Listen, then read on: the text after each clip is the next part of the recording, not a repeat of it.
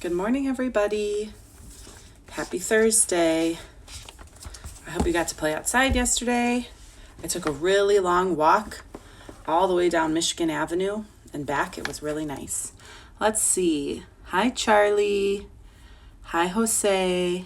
Good morning, Jair and Penny. Hi, Maggie. Hi, Kellen. Hi, Nella. Good morning. All right. Caleb's here. Hi, Caleb. It's Caleb's birthday today. Happy birthday, Caleb. Oh, nice. Walking down the boulevard. Hi, Liam. Very nice. All right. Let's see what we've got today. Getting to the end. Oh, yeah. Remember we went this one yesterday with this pretty picture? The next one's called The Truth Will Make Me Free. What if I were very, very sad and all I did was smile? I wonder after a while what might become of my sadness. What if I were very, very angry and all I did was sit and never think about it? What would become of my anger?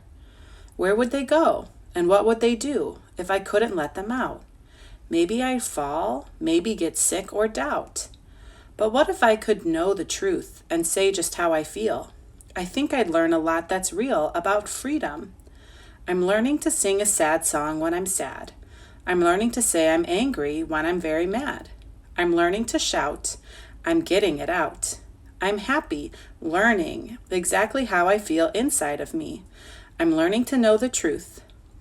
I'm learning to tell the truth. Discovering truth will make me free. There's some leaves there. Yeah, remember we used to talk about this a lot at school, thinking about what we were feeling and saying it out loud. I am mad or I am sad. And then taking some deep breaths and then making a plan. It's not bad to have feelings, but we have to figure out how we can make them better. And the first way we can make them better is we have to know what we're feeling. So if you're feeling that way at home and you're having a big feeling outside, remember we used to say stop. We put our hand on our bellies and say, I am frustrated. And we take some big breaths. And then we could think about our options and go forward, right? I know that can be a hard thing to remember to do sometimes, but it sounds like, and I know that if you practice it, it does get a little bit easier. Hi, Sadie. Hi, Zane. Look at this one. This one has a dragon on it. He's setting fire to, looks like maybe a gas station. It says, wishes don't make things come true. One time I wished that a lion would come and eat up my house and my street. I was mad at the world, and I wished that the beast would stomp everything with his big heavy feet, and eat everything with his big sharp teeth, and eat everything with his teeth. But that wish certainly didn't come true. 'Cause scary mad wishes don't make things come true. One time I wished that a dragon would come by and burn up my daddy's big store. I was angry with him 'cause I wanted to play as he went out the door to his store right away. I wished that the dragon would burn his store. I wished it would burn daddy's store. But that wish certainly didn't come true 'cause scary mad wishes don't make things come true.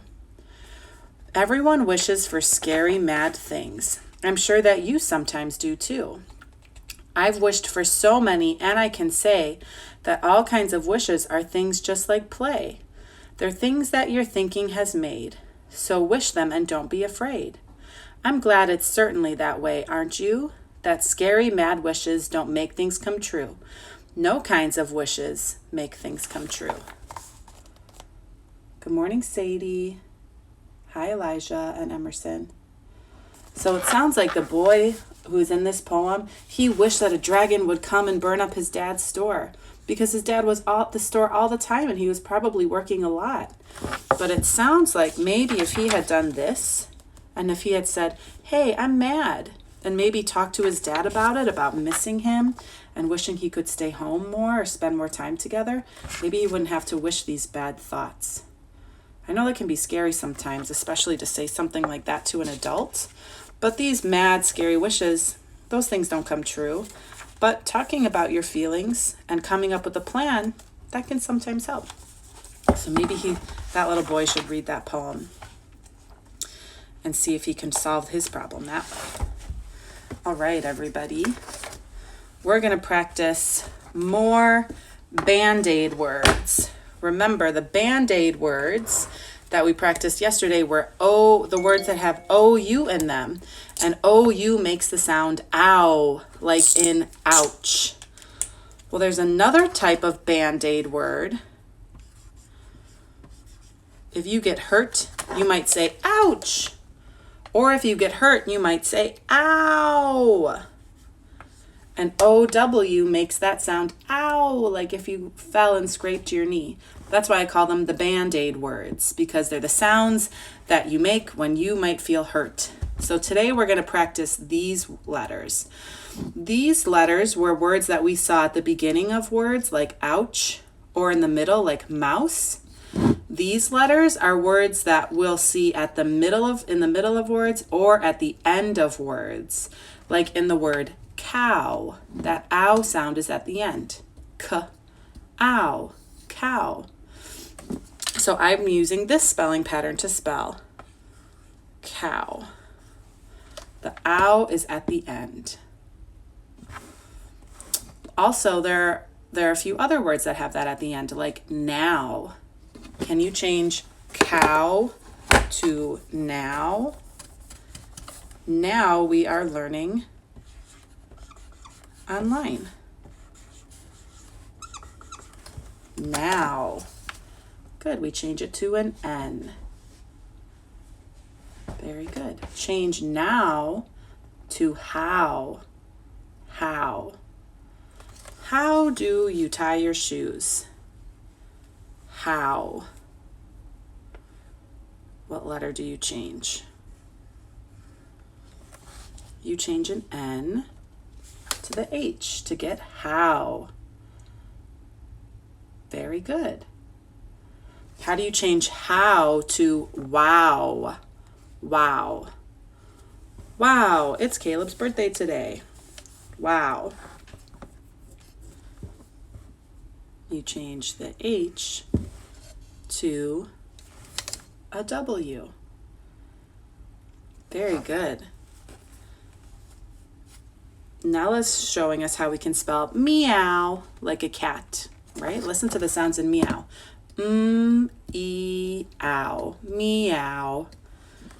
How would you spell that sound? E-ow, meow. Very good. Let's practice a few others. Let's practice the word town. Town. I live in the town of Chicago. Town. Probably more of a city. Town. T-ow-n. Town. Let's stretch it.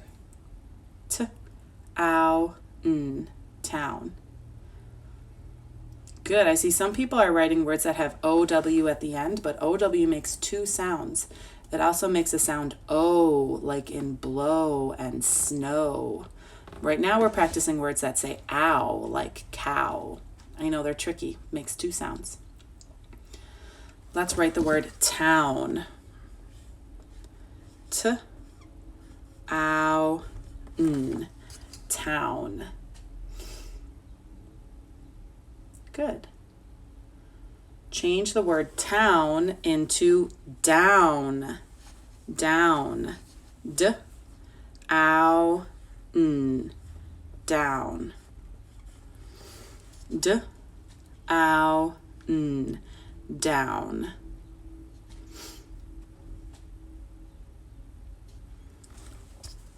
Oh, gotta flip it. D-O-W-N, down.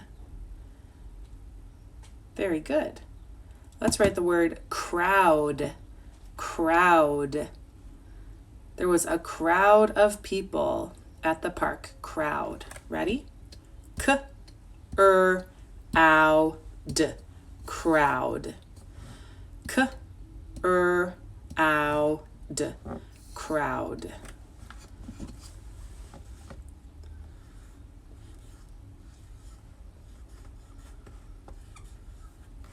Crowd.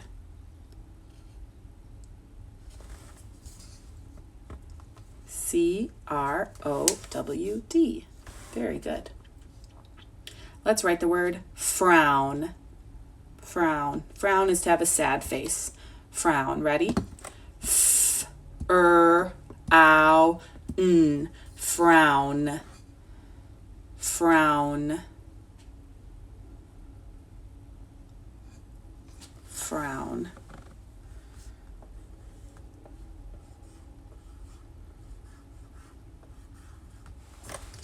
Frown. Very good. Let's write the word crown.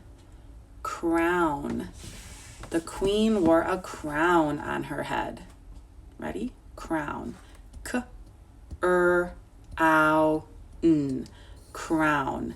You can use frown to help you spell crown. Crown. There's that blend at the beginning. Ow-n. Crown. C-R-O-W-N. Crown. Very good. And there is a word that has O-W at the beginning. It's Emerson's, one of her favorite animals. She's writing a book about these animals right now. It's the word owl. It doesn't start with an O-U. It starts with the O-W pattern. Owl. Try to write the word owl.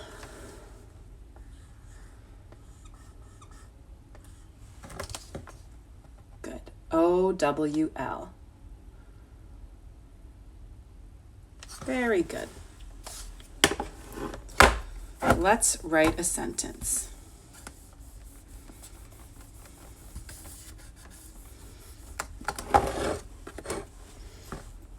All right. Most of these have OU, but some have OW, but some have OU. See if you can figure out which word has OU.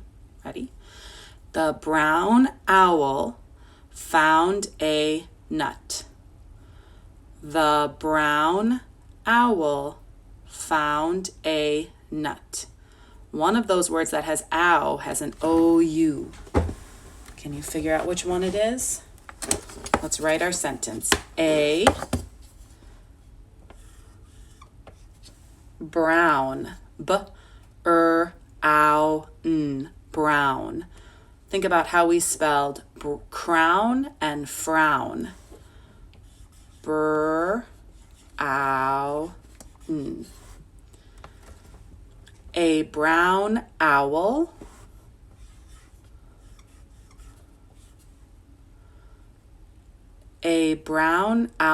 found F-O-U-N-D. Found. Found. Which pattern goes in there? A brown owl found a nut. Nut. If you finish, you can draw a picture.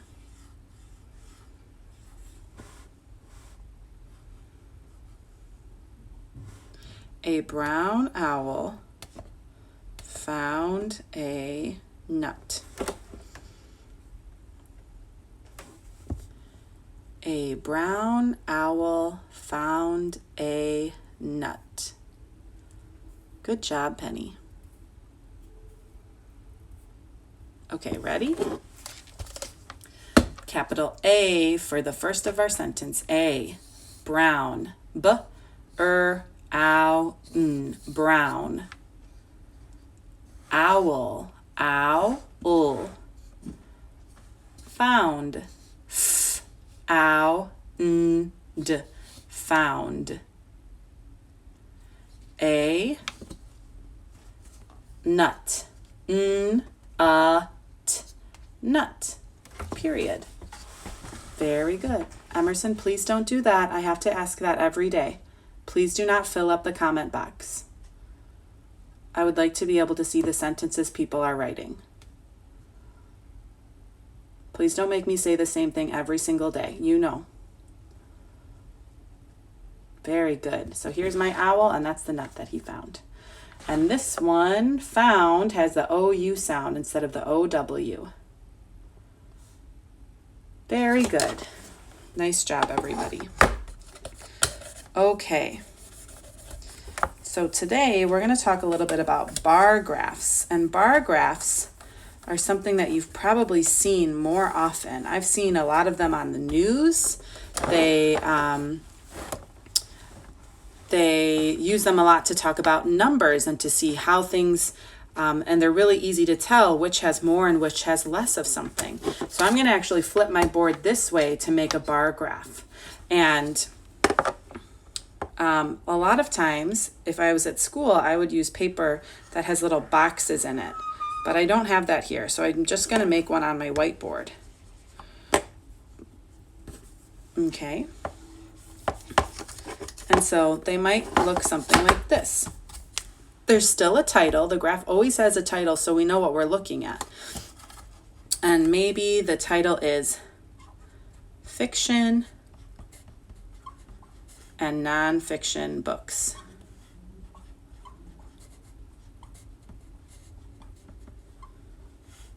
Keep track of what kinds of books I'm reading, fiction or nonfiction. So on one side, let's see which side, this side, I would write numbers. I've got little dashes here. I can put 1, 2, 3, 4, 5. Oh, I think some of my numbers are backwards.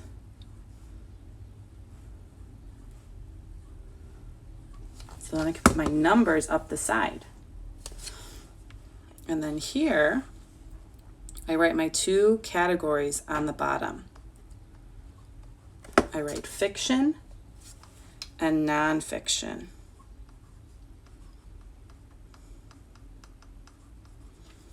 Like that.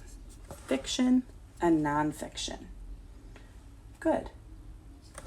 So then what a bar graph looks like is you think about, you would keep track if you took out your book box and you put your fiction books over here and your nonfiction books over here, then you would count them up. So let's pretend in my book box I had 7 fiction books. 7 fiction books. So I would go to where fiction books are and I would draw a line all the way up to 7, and then I turn it into a bar. And I go like that. And then I color it in.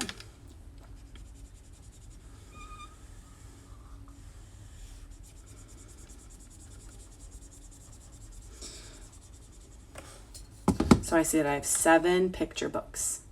Good. Then I count my nonfiction books, my teaching books, and I have 5 teaching books in there. So then I do the same thing, except I draw it over here on top of nonfiction. And I go up to 5 and make a bar. And then can you see how easily you can tell which you have more of? Just by looking at which bar is taller. The fiction bar is taller. So I have more fiction books than I have nonfiction books. And then you can still ask the same kinds of questions. How many more fiction books do I have than nonfiction books? Well, I have 7 here minus 5 here equals 2. 2 is the difference. How many books do I have altogether? Then I would look, I have 7 plus 5. And I know 5 plus 5 is 10. So I need 2 more to get to 7. So 10 plus 2 equals 12. I have 12 books. Good. Okay, now imagine Miss Quinlan asks me to go to the library and add 5 nonfiction books to my book box. So I already had 5, and she asks me to add 5 more. What do I need to do to my graph to change it? Right now I had 5 books, and if I add 5 more, then I have 10 books. So now I have to draw all the way up to 10. And I'm going to kind of draw an imaginary line so I know just how tall I need to go. At school, we would use something called graph paper, which is paper that has little squares in it, and then you would just count the squares to make it organized. But we know that learning at home means we do the best we can with what we have. Oops. So I can add 5. My bar's a little wonky. Now I have 10 books. So now which kind of book do I have more of? Fiction or nonfiction? I have more nonfiction books, right? I only have 7 fiction and I have 10 nonfiction. So I have 3 fewer fiction books. And now how many books do I have? I have 7 plus 10, or I can flip it to 10 plus 7. I have 17 books. Very good. Now Miss Quinlan asks you to put away 5 of your fiction books. She asks you to put 5 fiction books away because we're practicing nonfiction. So I had 7 and I have to put 5 away. So I could even use this as a number line. If I have to put 5 away, how many would I have left? 1, 2, 3, 4, 5. I'd only have 2 left. So now I have to erase everything on top. If I put the books away, I have to take that off of the bar graph. And now it's really easy to see what I have more of. I have way more nonfiction than I do fiction. I have 8 more fiction books. 1, 2, 3, 4, 5, 6, 7, 8. Wow. And now I'm back to only having 12 books. I have 10 plus 2. Very good. So on your IXL topics this week, you'll see graphs that look like this for you to answer questions about. Those are called bar graphs. And if you watch the news at home or if your parents watch the news, I bet you'll see a bar graph sometime when you're watching. They're on a lot. It's easy for people to understand information when they can see it. I understand information better when I can see it. And lots of people do, instead of rather just saying it. All right, let's see what else we can learn about animals. So we learned about some of the biggest, strongest, and fastest animals yesterday. And we read all the way through the electric eel. Remember how powerful he was? So we read about the fastest animal, and now we get to the slowest animal, the snail. The land snail is one of the slowest animals. Some snails can move only 8 inches in a minute. At that speed, the snail would need 5.5 days to travel 1 mile. Fortunately, the snail with its hard shell does not need to run away from danger. So you know how you used to, when we would run the fun run, and you would run 10 laps, and it would take you maybe 12 minutes or 14 minutes? That would take the snail 5.5 days to do. A whole week at school, and he wouldn't even get to go home. But because he has the shell, he doesn't have to move fast to get away from predators. He can just hide right back in the shell and be safe. There are many kinds of large snakes, but the anaconda is the largest. Yikes, look at how tall he is. I'm not a super big fan of snakes. I would not want to see this one in person. Maybe at a zoo. Anacondas can grow to be over 25 feet long and weigh 400 pounds. They wait in trees and drop onto their prey. A hungry anaconda can swallow a whole deer or goat. What? That is wild. He hides in the trees, then he drops down, and he can eat a whole goat in one bite. Ooh, I would not want to meet that guy out in the wild. The flea is very small, but it is the world's best jumper.